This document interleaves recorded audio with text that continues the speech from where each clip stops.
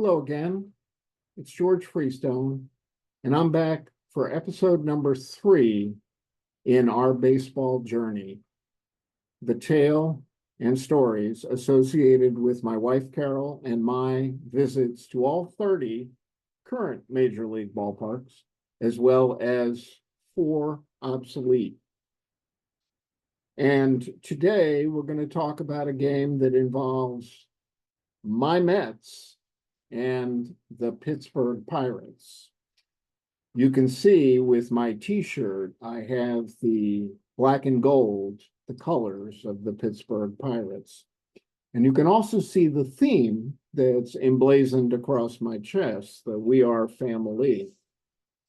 I mentioned, I think in episode 2, that Carol went to school not too far from Pittsburgh, and that's where she developed an interest in the Pittsburgh Pirates. And that remained for several decades after she left the Indiana University of Pennsylvania.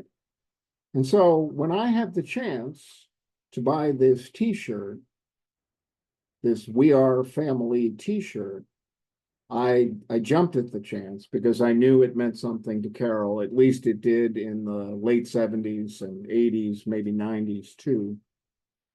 But I thought I would tell the story before we got into the visit of where this We Are Family theme for the Pirates came from. So let me do that.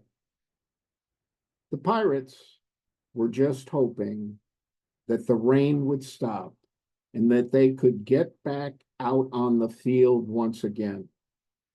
It was June 1st, 1979, and their game against the San Diego Padres was delayed as rain pounded Three Rivers Stadium turf. Pittsburgh had won 5 games in a row, but they were still sputtering out of the gate. After finishing just 1.5 games behind the Philadelphia Phillies in 1978, the prior year, the Pirates were now, in 1979, 23 wins and 21 losses, and unfortunately in 4th place in the NL East, 6 games back of the division-leading Montreal Expos. And what team did they become? We'll talk about that a little bit later. We were one of those teams that always got out of the gate late. We'd start the season and get 14 games behind, and then come back and win 8 out of 9. Right fielder Dave Parker said over the phone. It was one of those teams we knew that was going to happen. Slow starters or not, in a roster loaded with all-stars and future Hall of Famers, this was not a night many wanted to come to the ballpark. Why not? The terrible weather and the rain. So Willie Stargell, the vaunted leader of the team, made an executive decision, usually one to lead by example or pull a player aside for a quiet word. Stargell knew that something needed to be done to wake up his team. But what was it? You can thank the rain, the terrible weather, for that answer. During the delays for weather, the ball club would do generally one of 2 things. Either they would show the newest episode of This Week in Baseball on their large scoreboard, or, as they did this day, they would play the biggest current hit songs. So while the players chatted in the dugout, waiting for the game to get underway again, Sister Sledge's We Are Family, the number 4 song on the Billboard charts that week, blared over the speakers. Willie happened to be sitting at the far end of the dugout, and that's where the phones were, reliever Kent Tekulve recalled. There was one phone for the bullpen and a second phone for the press box. Well, Willie just reaches up and grabs the press box telephone. Joe Safety, the Pirates PR director, answered the call. Joe, when this song is done, Stargell said, I want you to make the following announcement, which he did. This is the new official Pirates Clubhouse song. So that's where the We Are Family theme came from. And when I saw this t-shirt, I think at our subsequent visit to PNC Park, this when I actually picked up the t-shirt. Now, one more thing about the Mets before I flip to the presentation for today, for the game that we visited in 1987. Today is June 9th, 2024. And this was the second game in the London series between my Mets and the Philadelphia Phillies. And boy, in the first game, the Mets jumped out to a brief lead. But by the end of the game, it was a significant difference in the runs scored. I think the Mets lost 7-2 yesterday in London. Well, today, they also started off behind the 8-ball. They were at least back 3-0. But the end of the game made a Mets fan smile. They, with 2 outs, one out, bases loaded, Philadelphia Philly hit a little dribbler right in front of the home plate with the bases loaded. He picked up the dribbler, touched home plate, threw to first base, got a double play, and successfully preserved a 1-run victory after the Mets had walked in a run with the bases loaded to make it a 1-run game rather than a 2-run game. So anyway, now let me switch to the game that we really need to talk about, the one in September of 1987. I'm going to have to share my desktop first. Let's do that. Share. Okay. And then let's make this full screen. All righty. Again, in the upper right, you can still see a little mini-me in that little image, me talking to you.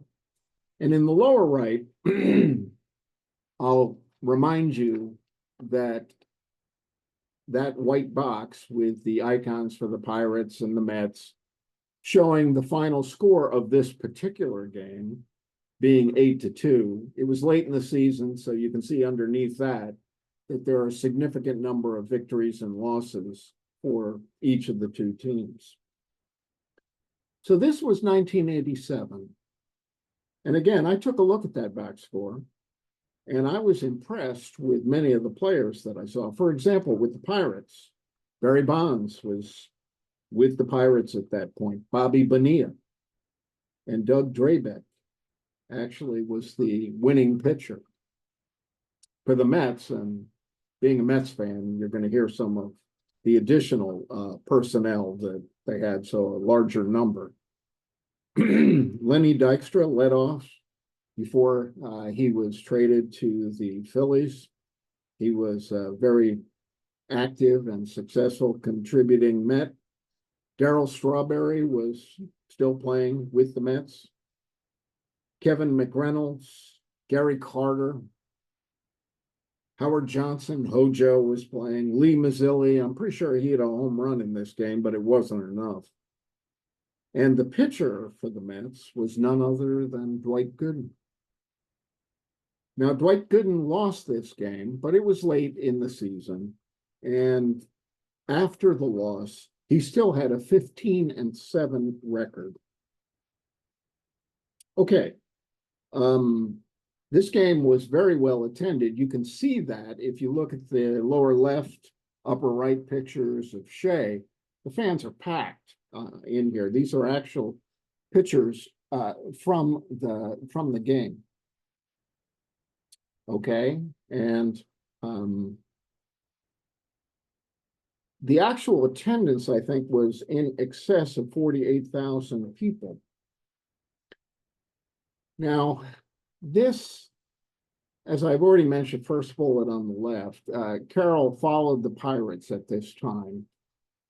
She's a little bit less of a Pirates fan today, but she was still passionate at the time that we went to this game. So she left the game happy, and had a pleasant ride home. I'll introduce then the person who came with our family. In addition to Carol, we took our two children, Andrea and Patrick. Before I introduce the guest, you can see that Andrea here is with that person, and she's wearing a blue and white jersey. I'm pretty sure that was a Mets jersey. Andrea was still at an age where I could influence what she wore. And so she may still have had that Mets jersey on. On the other hand, or yeah, I would say Andrea, now at the age that she is no longer a Mets fan, but that's okay. She lives in Chicago. They're pretty much behind the Cubs, I think, out there. Now, the guest, the person that came with us, is from our church. In 1987, Advent Lutheran Church, whom Carol and I have been associated with since 1978, I think, had two pastors, had a senior pastor as well as an assistant pastor. The assistant pastor was Cindy Ray. And Cindy Ray, like me, was a Mets fan. And so, given the opportunity to go see a Mets game, she jumped at the chance. And so the four of us, and Pastor Cindy Ray, jumped in one of our vehicles, and we drove the 3.5 hours from our home to Flushing Meadows and to Shea Stadium. You can see the outside venue in the lower right, right there as well. In the center, you can see three pictures of Pastor Ray. The large one in the center top is with our daughter, Andrea. Lower left, she's performing with an Easter show of some kind at our church. And I'd say either in the late 90s or the early 2000s, Pastor Ray came by and visited Carol and myself, and we had to take group shots, and so we did. Okay. This game, the Mets were never really in. They were out hit. They were behind from the get-go, and it just was not a pleasant game, with the exception of being able to see all of those notable players that I indicated earlier. But this was our second visit to Shea. This is the only stadium, I think, that is in the presentation that I talk about twice.